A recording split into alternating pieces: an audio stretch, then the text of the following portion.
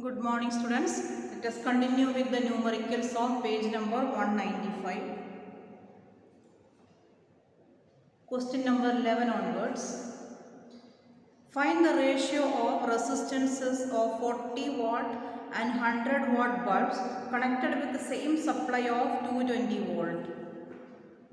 Power of two devices are given, two bulbs. One is 40 watt, other one is 100 watt. Both are operating at same voltage 220, means V value is same for both. So if you know P and V, you can find out resistance R and find the ratio of resistances. Question number 12. We have a 30 watt 66 volt bulb which we wish to glow with 120 volt supply. What will have to be done? This is also little application level question. If the concepts are clear, then only you will be able to solve this type of questions. A bulb of 30 watt 6 volt.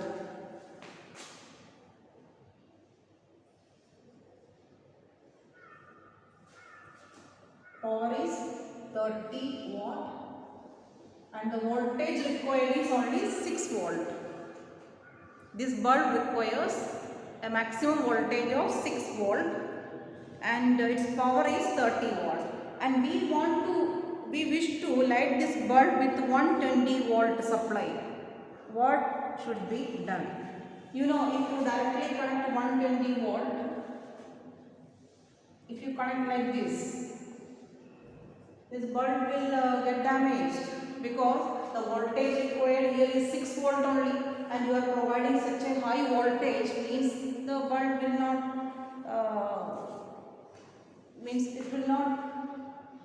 function normally. It will get damaged, simply it will get damaged. Then what you have to do in this case? As you did one of the previous numerical, if you join one more resistance here in series, then this voltage will get divided among the two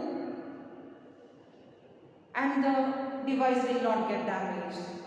So what you have to do is join one more unknown resistance here. An unknown resistance R you have to join here in series.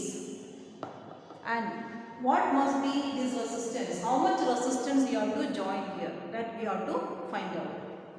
So for this bulb, the maximum voltage required is 6 volt. So imagine this bulb is getting the required voltage of 6 volt out of 120.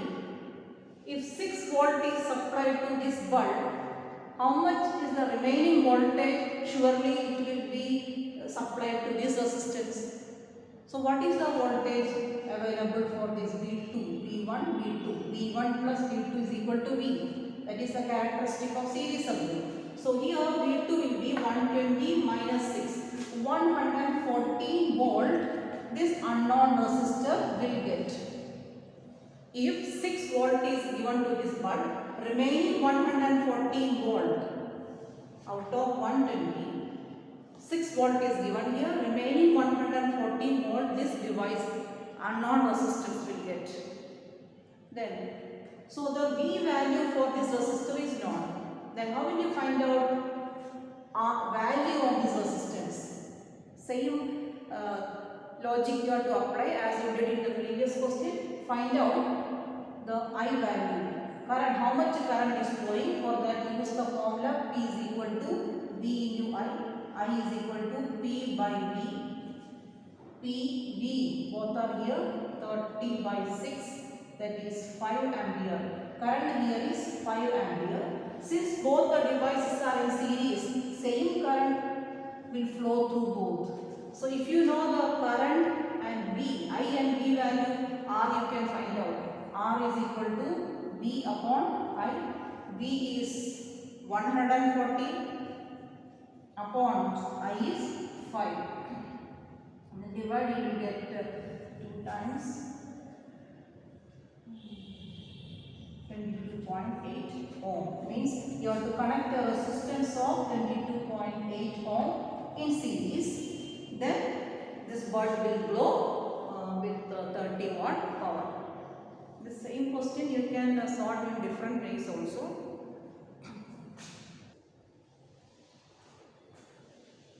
Question number 13. The coil of a heater is cut into two equal parts and only one of these is used into heater. What is the ratio of heat produced by this half with original coil? Look at the diagram. Suppose this is the heating coil and its resistance we are taking as R. And this coil is cut into two halves and the same heater means that half portion we are using as the coil with the same voltage. The source, voltage source is same, only difference is only half coil is used. So if the full coil has resistance of capital letter R, half coil will have resistance R by 2. Resistance becomes half. So take here resistance as R and here as R by 2. This coil is cut into two halves. So resistance becomes half. For each piece resistance will be R by 2. So two heaters are made here, same voltage source, same battery. You are asked to find out the heat produced in this half coil to ratio of heat produced in these two cases. And it is, we have to assume that both are running for same time, then only there is meaning in finding out the ratio.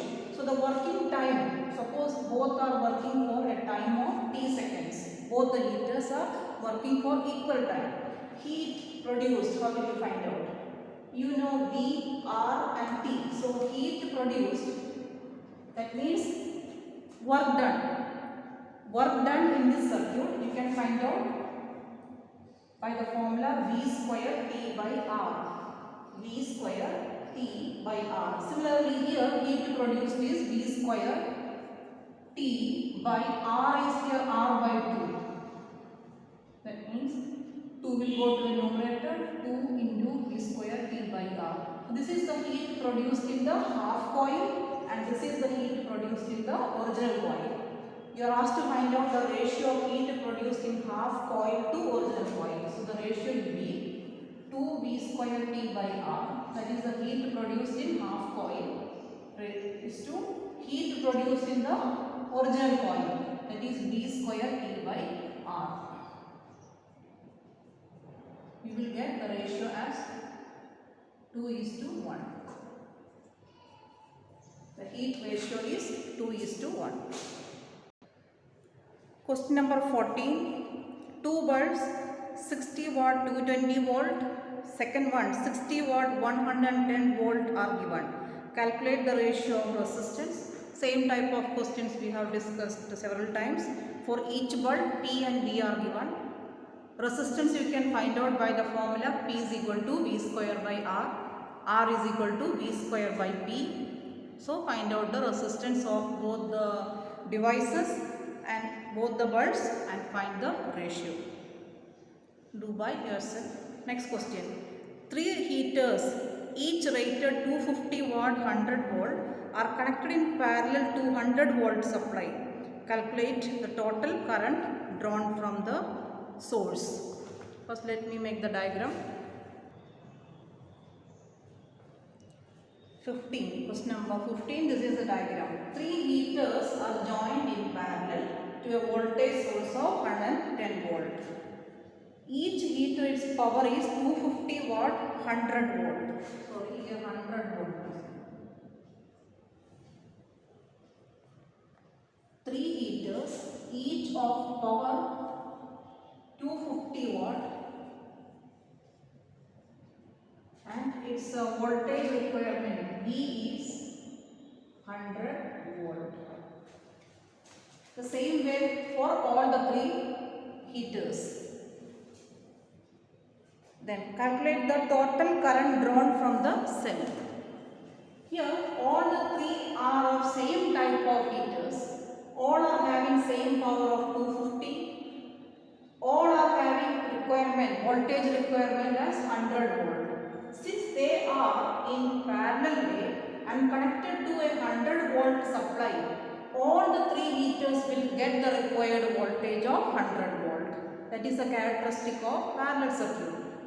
All the 3 are getting the same voltage of 100, and that itself is the required voltage.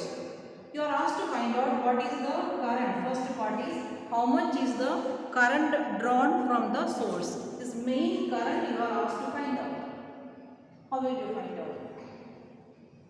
Can you find out how much is the current flowing in this branch? P and V are given. So by using the formula P is equal to V into I can be found out. I is P by V, P 250, V 100, 2.5 ampere. The current flowing here in this branch I1 is 2.5 ampere. Here I2 and here I3. Imagine these are the branch currents. And you know, sum of I1, I2, I3 will be the main current. Remember the topic, characteristics of parallel and series circuit, where I taught these points. So current in this branch you can calculate from P and V, and you got it as 2.5 ampere. Since the same devices are here, the same current will flow through all the branches. So second branch also 2.5 ampere, third branch also 2.5 ampere. Then what will be the main current? It is sum of I1, I2 and I3. That means 2.5 plus 2.5 plus 2.5. So current is 7.5 ampere. The main current in the circuit is 7.5 ampere. Second part, what is the resistance of each heater? R you have to find out for each one. Use the formula P is equal to P square by R.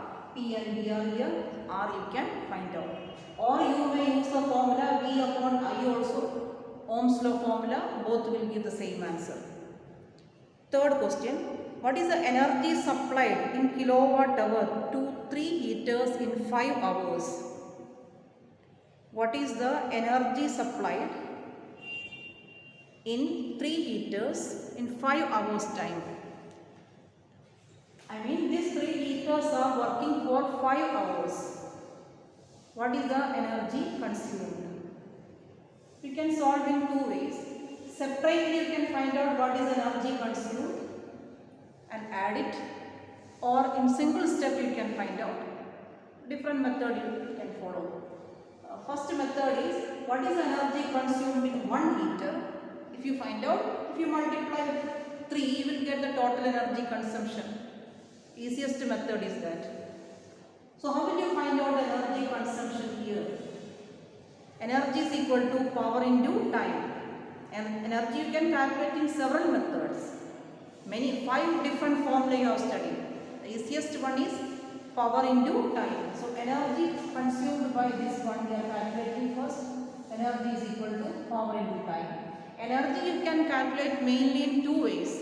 In joule unit as well as kilowatt hour. In this question it is asked to find out in kilowatt hour. So if you want to get the energy in kilowatt hour unit, power must be written in kilowatt, time should be written in hour, then your answer will come in kilowatt hour. This point I discussed earlier also. So this 250 watt, if you convert into kilowatt, it will be 0.25 kilowatt. 250 divided by 1000. So it is 0.25 kilowatt. That is the power of the heater. And time 5 hours. Running time is 5 hours. So power into time 0.25 into 0.25 kilowatt into 5 hours. Answer is 1.25 kilowatt hour. That is the energy consumed by 1 heater within 5 hours. Same energy will be consumed here. So you have to add it. So total energy consumption is 1.25 kilowatt hour into 3. That is 3.75 kilowatt hour. That is the total energy consumption. Next question. 16. A current of 2 ampere is passed through a resistor of magnitude 75 ohm for 120 seconds. How much heat energy is produced? Heat energy produced in a circuit you can find out by the formula I square RT. I is given here, R is here, T is also here. Use the formula I square R into T. Question number 17. A bulb of power 40 watt is used for 10 hours each day for 30 days. Calculate the electric energy consumed. Power of the bulb is 40 watt. It is consumed daily 10 hours. And for 30 days, how much energy consumption will be there? Here, energy consumption you can calculate either in joule or in kilowatt hour. Here in the textbook it is solved in joule unit. You may do in any way. If your formula what you have to use is energy is equal to power into time. For 1 day, how much consumption is there, you can calculate, then multiply with 30, then you will get the monthly consumption. Then, if you want to get the answer in joule unit, power must be in watt, because 40 joule, 40 watt, its expansion is 40 joule per second. So, if you want to get the final answer in joule, power should be written in watt, time should be in seconds. You have to convert this into seconds. Then multiply power with the time, then answer will come in joule unit. If you want to get the answer in kilowatt hour, power should be converted into kilowatt by dividing with 1000, time should be in hour. Then multiply, you will get the answer in kilowatt hour. That is the method to solve that question. Next question. An electric kettle is rated 2.5 kilowatt, means power is 2.5 kilowatt. And it is working for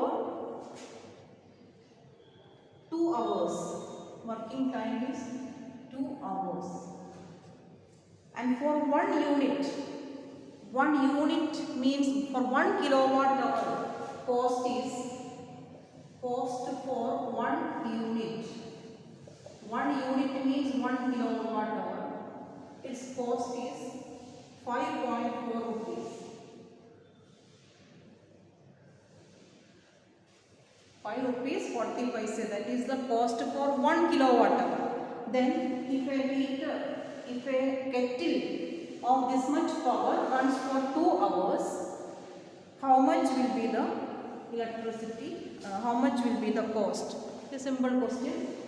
Here V is also given, working voltage is given, actually it is not needed. Energy consumption you can find out by the formula power into time. Power and time both are required unit only. Power is in kilowatt, time is in hour. So you simply multiply power with the time, your answer will come in kilowatt hour. 2.5 kilowatt into 2 hours. 5 kilowatt hour. This is the energy consumption. Cost for 1 kilowatt hour 5 rupees 40 paise. So for 5 kilowatt hour 5 into 5.40. This much rupees will be the cost. So these are the numericals from the topic electric power and electric energy.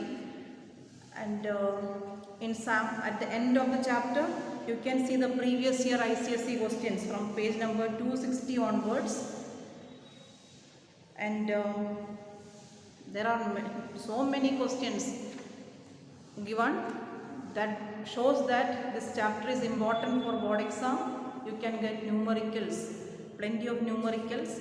So you go through all these exercise questions, and in these chapters which are at the end of the textbook, means from chapter 7 onwards, some of the topics are removed from the syllabus. I already told you to go through the further revised syllabus, and only required topics you have to study. Some of the topics are removed from the syllabus. And also in previous chapter, 8th chapter,